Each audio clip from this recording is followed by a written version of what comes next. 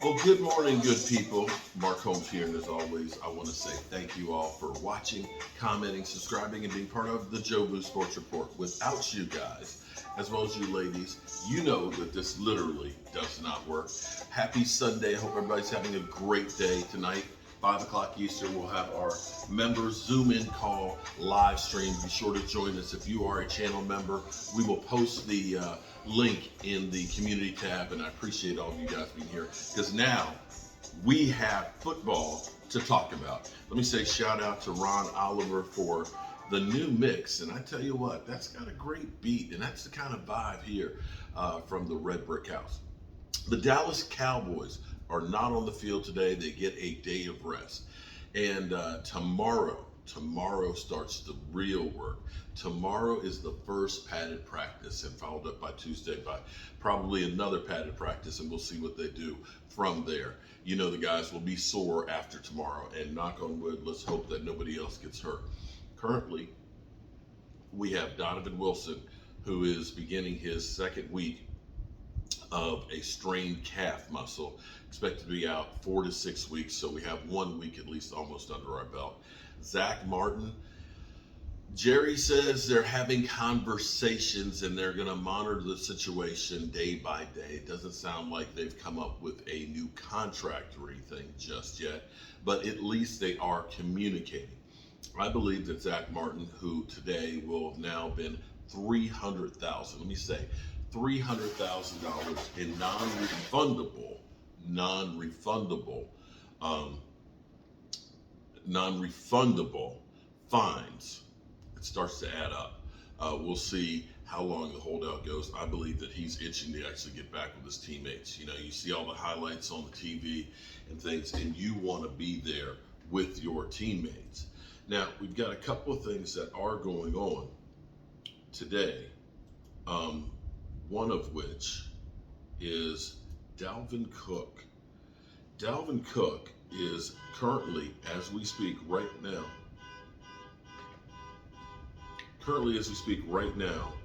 with the Jets. He's just landed. The Dallas Cowboys. Oh, started too soon. He's currently visiting with the New York Jets. The thing that's interesting, we had Zeke Elliott visiting with the New England Patriots yesterday. We had heard rumors about Buffalo being interested in Dalvin Cook as well, having lost their running back for the season. Is we see a lot of visits, but we don't see lockdowns. Now, typically what happens with the Dallas Cowboys is Jerry Jones and crew, they are closers. Generally speaking, when a guy comes to visit that they want, they're not leaving the building without a contract. So I don't know with Zeke Elliott. There's pictures of Zeke Elliott out with Mac Jones eating and things. There's supposedly mutual interest and things. We don't know if that's going to happen or not. We just don't. You know, we had heard with New England, there's mutual interest with them and DeAndre Hopkins. Nothing came of it, though, did it? So we don't know. Now, interesting last night, Dalvin Cook, and this may be, you know that the Dallas Cowboys, we get pimped out by everybody. Because everybody, of course, if you want to get publicity, if you want your name out there, mention the Dallas Cowboys. Mention the Dallas Cowboys, it will go viral. So last night, Dalvin Cook was actually talking about playing with Tony Pollard and being in the backfield together with him. Let's take a listen to that real quick. One team that I've identified as you being a missing piece for is the Dallas Cowboys. What do you think about that? What do you think about going down there and running with Tony Pollard and playing for that team in that division and going ahead and see if you can get Dallas back to a Super Bowl? Because I think right there, for me, I'm going, he's got to be considering the Dallas Cowboys. Yeah, Dallas been, they've been right there. Just need to turn that page the last few years. And like you said, TP is a great running back. Just partnering up with a great running back, with a great running mate, it'd be good, man. So, hey, I don't know. See, here's the thing about this. When I first saw Dalvin Cook talking about going to the Dallas Cowboys, understand how this interview went. It would have been different if he had just said, well, I'm going to the Jets tomorrow, but I tell you, I'd really like to go ahead and go to Dallas and partner up with Tony Pollard because Tony Pollard's an amazing piece of stuff. Literally, he was set up on this interview. He says, listen to the host. One team I've identified as a place that you should go is. So you've now asked him about, the possibility of going to Dallas. What's he going to say? Oh, hell no, I ain't going to Dallas. Of course he's going to say nice things about his fellow running backs and stuff. I mean, listen real quick again. Team that I've identified as you being a missing piece for is the Dallas Cowboys. What do you think about that? What do you think about going down there and running with Tony Pollard and playing for that team in that division and going ahead and see if you can get Dallas back to a Super Bowl? Because I think right there, for me, I'm going, he's got to be considering the Dallas Cowboys. He's got to be. For me, what do you think about? What do you think? I mean, yeah, it's one of those kinds of things right there. Yeah.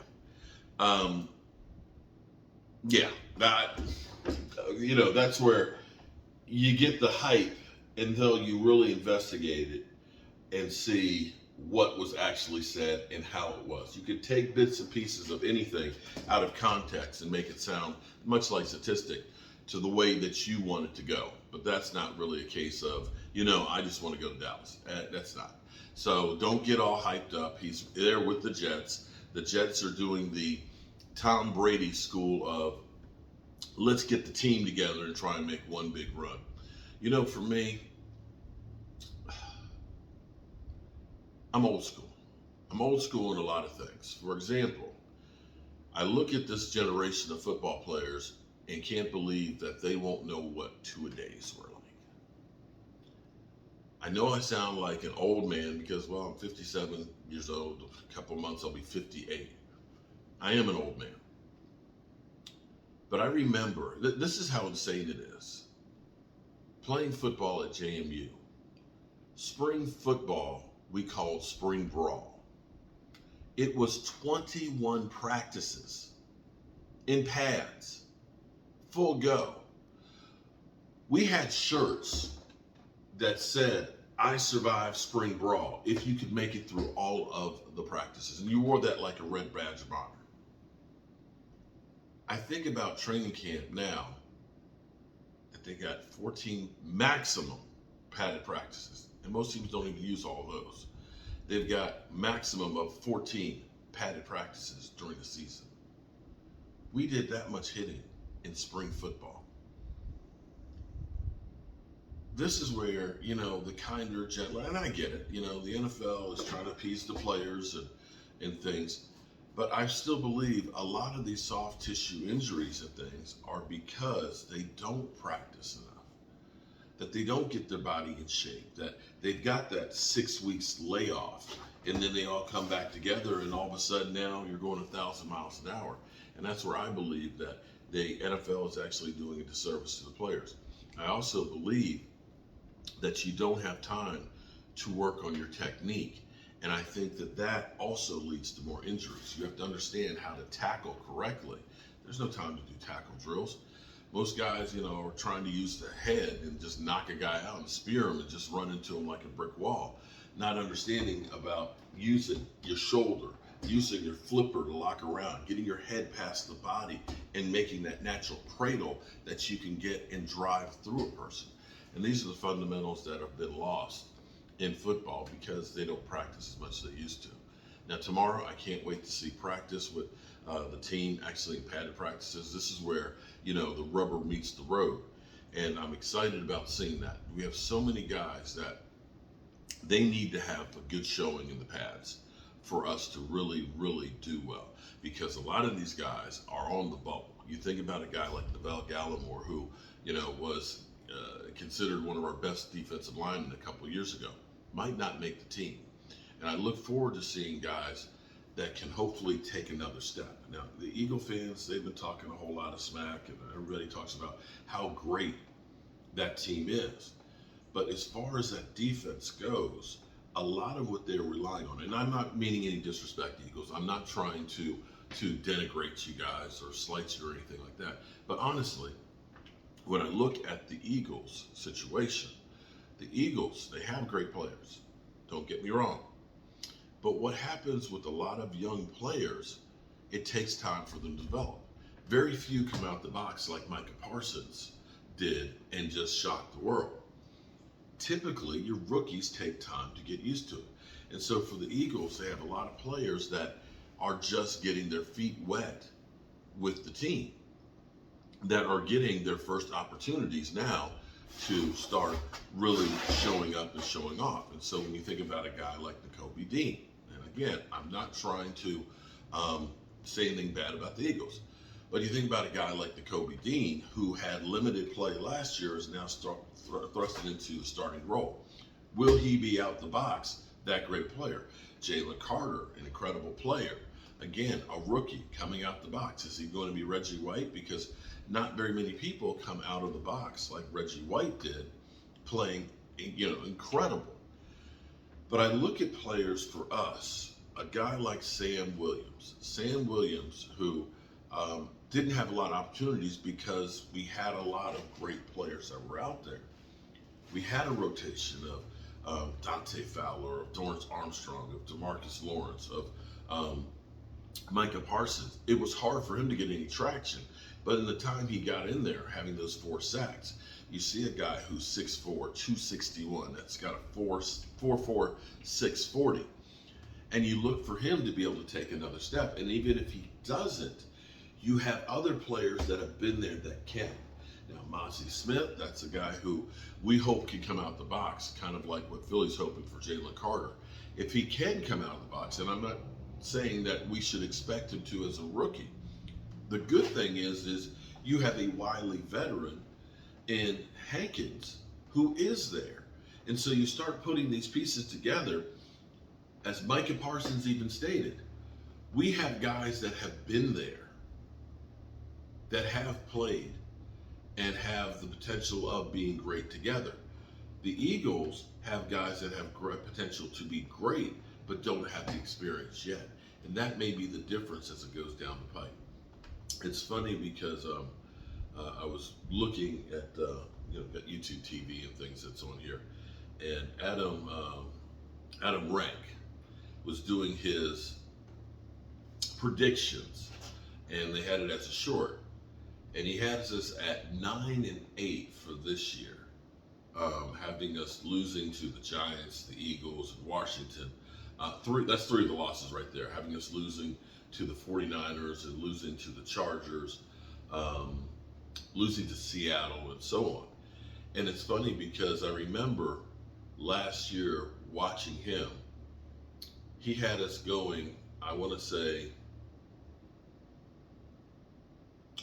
he had us going like, I think 9-8 last year, or maybe 8-9 last year. So I guess he's giving us one more game than we had last year. But we'll see.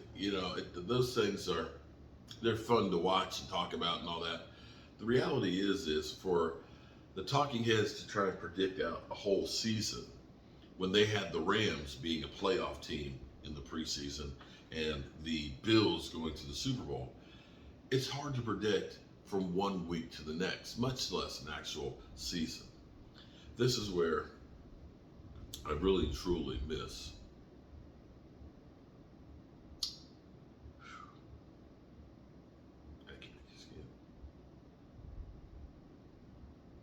This is where I really miss Stewart.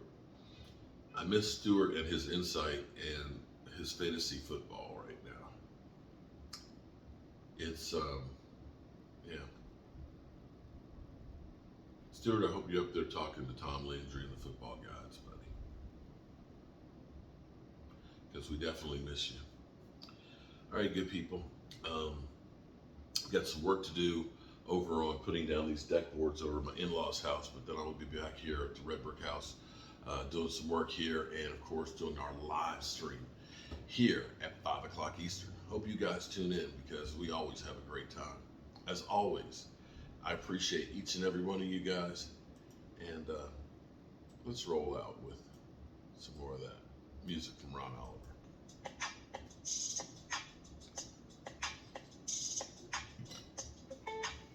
Have a great day.